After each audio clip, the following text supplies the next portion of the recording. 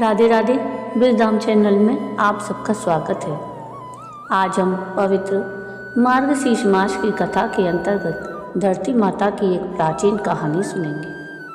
आपने सभी व्रत किए, लेकिन अगर धरती माता की कहानी नहीं सुनी, ना ही अभी तक व्रत किया और उद्यापन किया, तो आपको मरने के बाद ज़मीन नहीं मिलेगी। यहाँ तक कि खड़े रहने के लिए भी ज़मीन नसीब नहीं होगी। इसलिए आप सबको ज़रूरी है कि आप धरती माता की कहानी सुने, व्रत करें और उद्यापन करें। तो आइए शुरू करते हैं धरती माता की व्रत कथा या धरती माता की कहानी। एक बार की बात है, एक बूढ़ी महिला थी। वह धर्म पुण्य बहुत अधिक करती थी। वह बुढ़िया माई इतना अधिक धर्म पुण्य करती कि उसके धर्म पुण्य करने के कारण उसका घर बार सब खाली हो गया। उसने अपने घर की सभी आवश्यक वस्तुएं दान कर दी। इसी तरह फिर एक दिन उसके अत्यधिक धर्म पुण्य करने के कारण धर्मराज जी का सिंहासन हिलने लगा। तब धर्मराज जी कहने लगे कि ऐसा कौन दानी हो गया है जिसने धर्म पुण्य करके मेरे सिंहासन को हिला दिया है। इसके तत्पश्चात धर्मराज जी कहने लगे कि अगर यह दानी इसी प्रकार दान पुण्य करता रहेगा तो यह मेरे सिंहासन को छीन लेगा। अपने दूत से कहा कि तुम जाकर इस दानी का पता लगाओ। और फिर धर्मराज जी ने इस कार्य के लिए यमराज को भेज दिया। यमराज ने दानी का पता लगाते हुए धरती पर आकर एक कोढ़ी व्यक्ति का रूप धारण कर लिया और फिर वह कोढ़ी रूप धारण करके उसी गांव में आ गए जहां वह बुढ़िया रहती थी। वह कोढ़ी बनकर सारे दिन गांव में कपड़ा मांगते हुए घूमते रहे, लेकिन किसी ने भी उसने तन रखने के लिए कपड़ा नहीं दिया। सर्दियों का समय था और बड़ी तेज ठंड पड़ रही थी। वह कोढ़ी फटे पुराने भेष में घूमते हुए सभी के घरों के सामने से गुजरते हुए आवाज़ लगाते हुए जा रहे था कि कोई मुझे कपड़ा दे दो, कोई मुझे कपड़ा दे दो, तन ढकने के लिए कोई मुझे कपड़ा दे दो। लेकिन किसी ने भी उनकी इस आवाज़ की, उसकी इस बात की परवाह ही नहीं की। सारा दिन वह कोढ़ी बनकर गांव भर में यह कहते हुए घूमते रहे। अब रात का समय हो गया कि तभी उस बुढ़िया को यह आवाज़ सुनाई पड़ी। तब वह अपनी बहू से कहने लगी कि बहू उठो और जाकर देखो कि बाहर कौन है। मुझे यह किसी मंगते भिखारी की आवाज़ लगती है। उसे सर्दी लग रही होगी। शायद तुम बाहर जाकर देखो और उससे पूछो कि उसे क्या चाहिए। तब वो अपनी सास की बात सुनकर कहने लगी कि माँ जी, अपने द्वार पर तो कोई ना कोई आता ही रहता है मांगने के लिए। ना आप दिन में चैन लेती हैं, ना रात में हमें सोने देती हैं। रात के 12 बज गए हैं। अब इस समय हम बाहर नहीं जाएंगे। आपको तो नींद आती नहीं है और हमें आप सोने नहीं देती। और इस प्रकार कहकर बड़ी 3 बहुओं ने बाहर जाने के लिए मना कर दिया। परंतु चौथे नंबर की बहू कहने लगी कि माँ जी, आप निश्चिंत रहें, मैं जाकर पता लगाती हूँ कि बाहर कौन आया है। और फिर वह बहू बाहर आकर देखती है कि बाहर एक कोढ़ी बैठा है। तब वह बहू उस कोढ़ी से पूछती है कि बाबा, आपको क्या चाहिए। तब वह कोढ़ी रूप धारण किए हुए यमराज कहने लगे कि मैं कोढ़ी हूँ, मुझे बड़ी सर्दी लग रही है, आप ओढ़ने के लिए मुझे कोई वस्त्र दे दीजिए। और फिर वह बहू उसकी सब बातें सुनकर घर के भीतर चली गई और अंदर जाकर उसने सारी बात अपनी सास से बता दी। बहू की सारी बात सुनकर बुढ़िया माई कहने लगी कि बहू, तेरे पिताजी के ऊपर जो कम्बल है वह कम्बल ले जाकर उस कोढ़ी को दे दो। यह बात सुनकर वह बहू कहने लगी कि नहीं माँ जी, अगर ऐसा किया तो पिताजी ठंड से मर जाएंगे। बुढ़िया माई फिर से बहू से कहने लगी कि मेरे ऊपर जो गुदड़ी है यह तेरे पिताजी पर डाल दे और उनका कंबल उतार कर उस ज़रूरतमंद भिखारी को दे दे। हम तो फिर भी घर के भीतर हैं, दरवाज़ा बंद करके बैठे हैं, उनके पास तो कुछ भी नहीं है। इस एक कंबल को ओढ़ने से उसकी सर्दी से कुछ तो बचाव हुआ। तत्पश्चात वह बहू अपनी सास को मानते हुए कंबल को लेकर गई और बाहर द्वार पर बैठे उस भिखारी को यानी कोढ़ी को वह कंबल दे दिया। वह भिखारी उस कंबल को लेकर उस द्वार से उठकर वहाँ से चल दिया। इसके बाद कोड़ी भिखारी वेश बनाए हुए यमराज अपने वास्तविक रूप में आकर धर्मराज जी के पास जाकर कहने लगे कि महाराज, यह लो कंबल। गांव के बाहरी हिस्से में एक बुढ़िया माई रहती है। वह बहुत अधिक दान पुण्य करती है। उसके घर में यह एकमात्र कंबल ही बचा था और वह भी उसने मुझे दे दिया। उसने नई और पुरानी सभी वस्तुओं का दान कर दिया है। उसके घर में दान करने के लिए अब कुछ भी शेष नहीं बचा है। यह बात सुनकर धर्मराज जी कहने लगे कि अब वह बुढ़िया माई अवश्य ही मेरा सिंहासन ले लेगी। और फिर धर्मराज जी दूत से बोले कि तुम जाओ और उस बुढ़िया माई को यहाँ लेकर आओ। अब वह दूत धर्मराज जी की आज्ञा का पालन करते हुए बुढ़िया माई को लेने के लिए धरती पर आए और उसे साथ लेकर चले गए। बुढ़िया ने वहाँ पहुँचकर जैसे ही पहला कदम उठाया रखने के लिए तो नीचे पानी था। उसे पैर रखने के लिए धरती तक नहीं मिली। यह सब देख बुढ़िया माई अचंभित रह गई और जहाँ बुढ़िया माई खड़ी थी वहीं रह गई और फिर मन में विचार करती हुई भगवान से कहने लगी कि हे भगवान, यह क्या है? अब मेरा क्या होगा? और फिर बुढ़िया माई कहने लगी कि महाराज, मेरे पैरों के नीचे धरती नहीं है, मुझे धरती चाहिए, मुझे धरती दो आप। तब भगवान बोले कि धरती तो बुढ़िया माई तूने मोल नहीं ली है, मैं तुझे कहाँ से धरती ला कर दूँ। यह बात सुनकर बुढ़िया माई गुस्से के स्वर में कहने लगी कि जब मुझे खड़े रहने के लिए और चलने के लिए धरती ही नहीं मिलेगी तो मुझे आप यहाँ क्यों लाए हैं। तब धर्मराज जी कहने लगे कि धरती तो जो मोल लेता है उसे ही यहाँ धरती मिलती है। फिर बुढ़िया माई विनम्र भाव से कहने लगी कि महाराज, मैं इसे यह सब नहीं जानती थी। धरती मोल किस प्रकार लेते हैं, मुझे यह सब बताइए। आप बिना धरती के मैं यहाँ कैसे रहूँगी? यहाँ स्वर्गलोक में मेरा क्या काम? मुझे अब धरती मोल लेने की सभी विधि बताइए और मृत्यु लोक में वापस भेज दीजिए। मैं धरती मोल लेकर ही आपके दूतों के साथ वापस आ जाऊँगी। यदि मेरे बेटे बहू ने मेरी काया को जला दिया तो फिर मेरे लिए धरती मोल कौन लेगा और कौन धरती माँ की कहानी सुनेगा?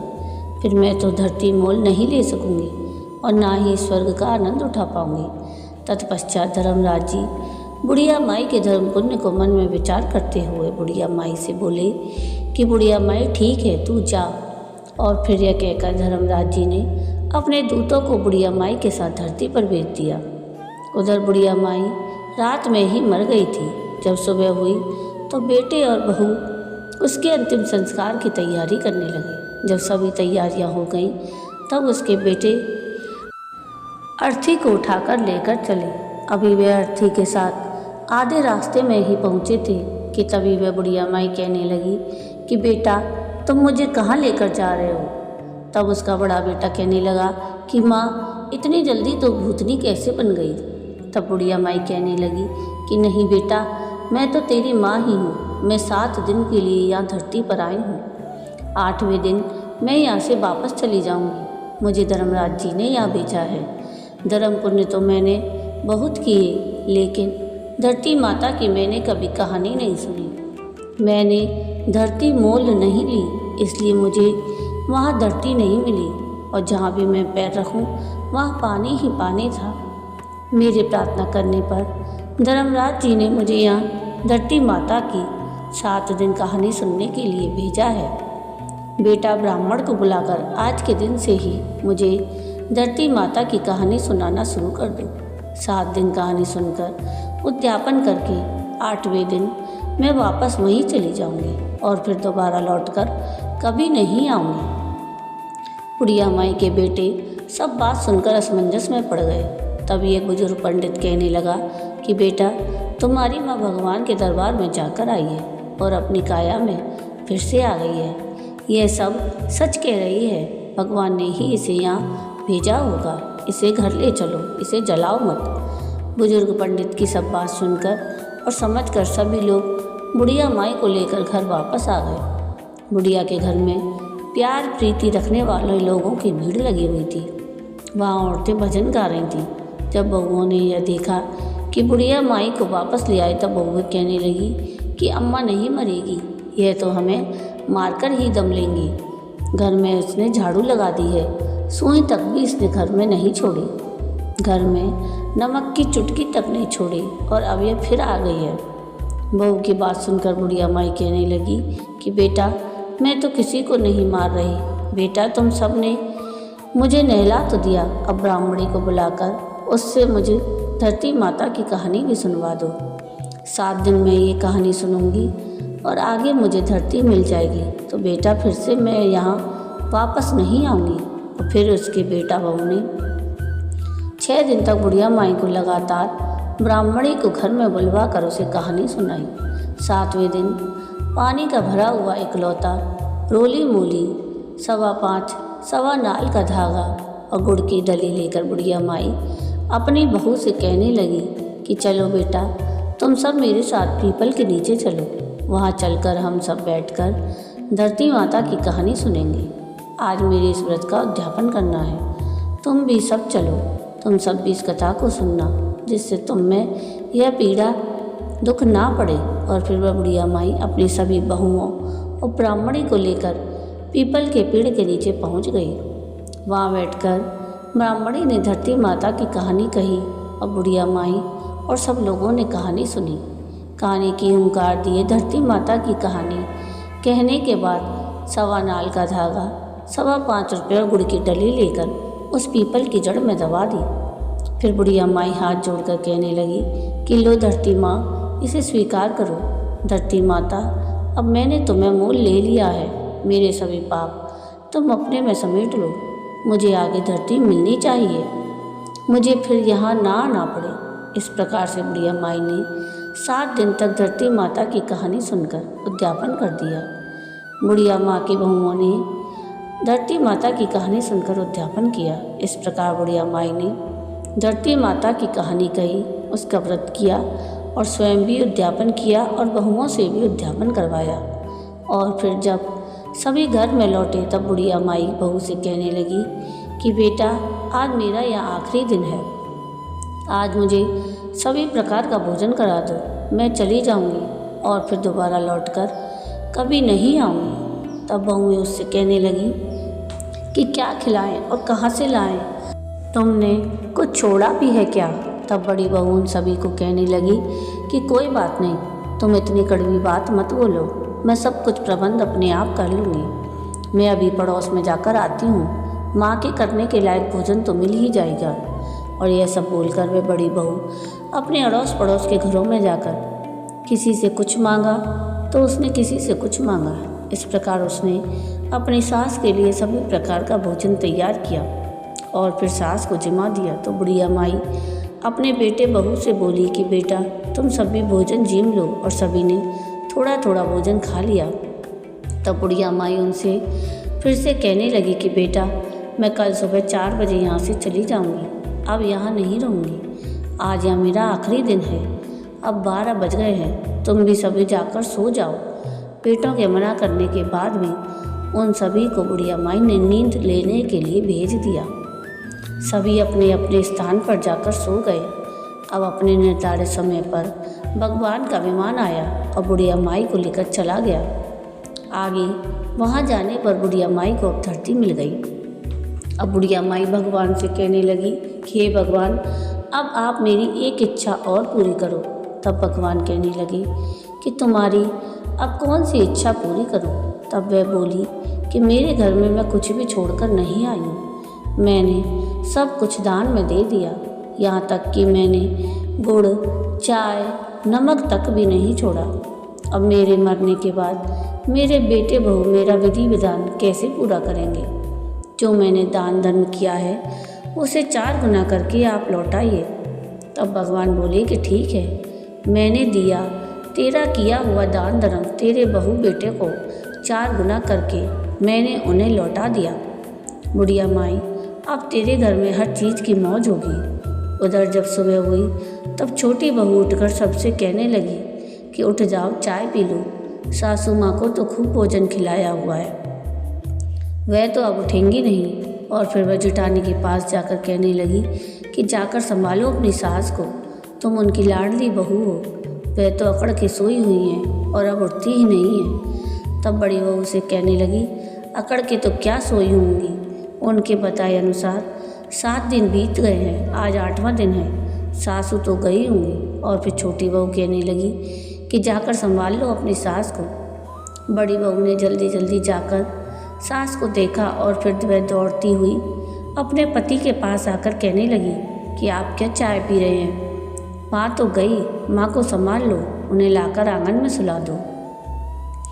जब बुढ़िया माई को लाकर आंगन में सुला दिया गया तब छोटी बहू कहने लगी कि मैंने सदा आप सबकी सुनी है और आपकी हर बात मानी है, आज आप सब मेरी बात सुनो। तब सभी कहने लगे कि बताओ। तब वह कहने लगी कि इस लोटे में भरे हुए पानी से सासू जी के छींटे लगा दो। निलाई धुलाई तो पहले से ही है, अगर आप लोग रोए तो यह फिर वापस आ जाएंगी। इसे पानी का छींटा देकर उठा ले जाओ।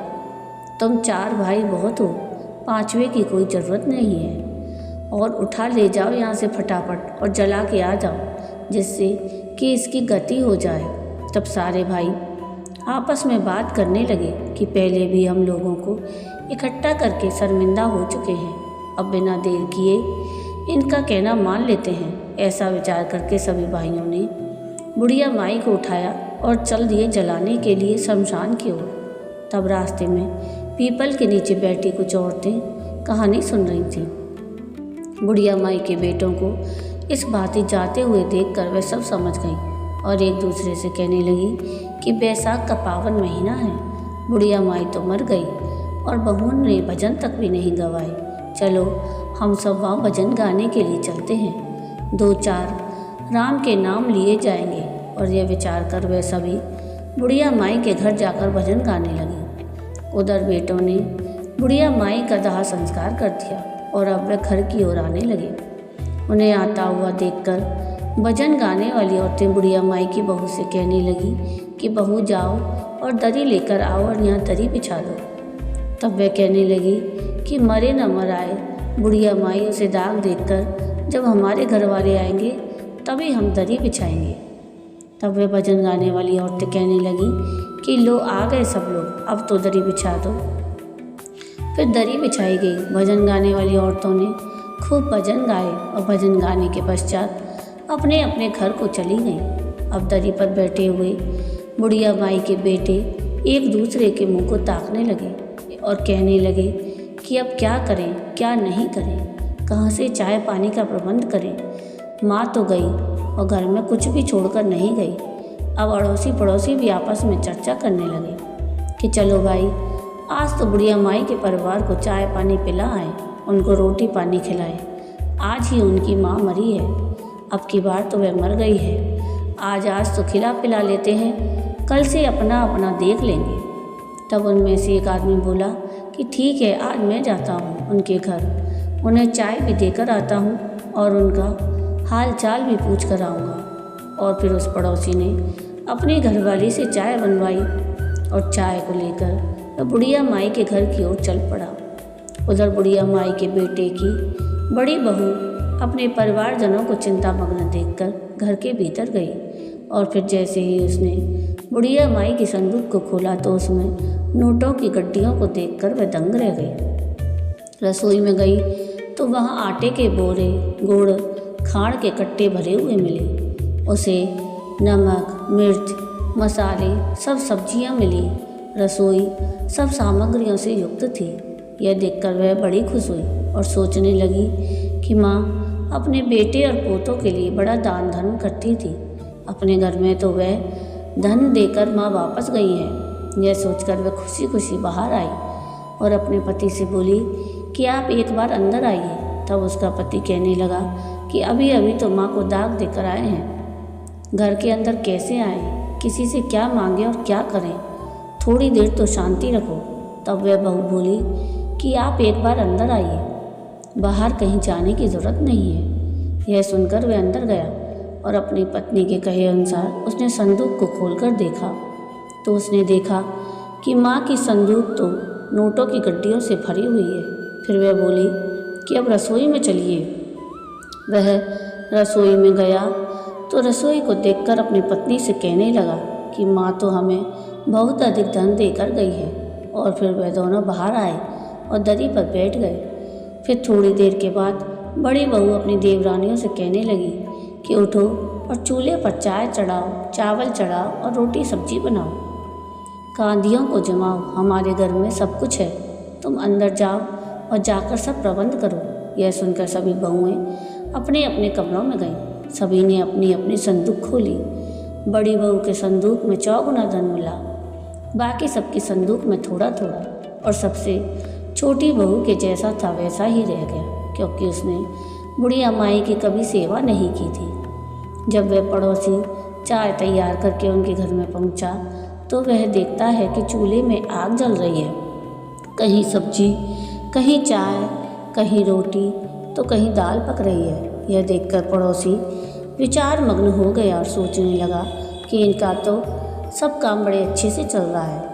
ऐसा मन में विचार करता हुआ वह पड़ोसी बुढ़िया माई के बेटों से कहने लगा कि चाय लेकर आया हूँ, आप सब चाय पी लीजिए।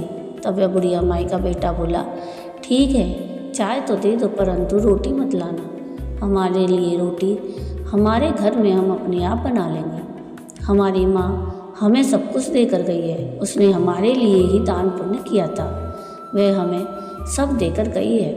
हे धरती माँ, जैसे आपने बुढ़िया माई का अगला और पिछला सुधार किया, वैसे ही सबका सुधार करना। जैसे बुढ़िया माई को धरती मिली, वैसे ही धरती माता सबको मिले। बोलिए धरती माता की जय। तो ये थी धरती माता की कहानी। आपको आज की ये कहानी कैसी लगी मुझे कमेंट करके ज़रूर बताइएगा। और अगर आपको ये कहानी पसंद आई हो तो प्लीज़ इसको लाइक शेयर ज़रूर कीजिएगा और प्लीज़ मेरे चैनल को सब्सक्राइब कीजिएगा और कमेंट में राधे राधे ज़रूर लिखिएगा। वीडियो पूरा देखने के लिए थैंक यू। राधे राधे।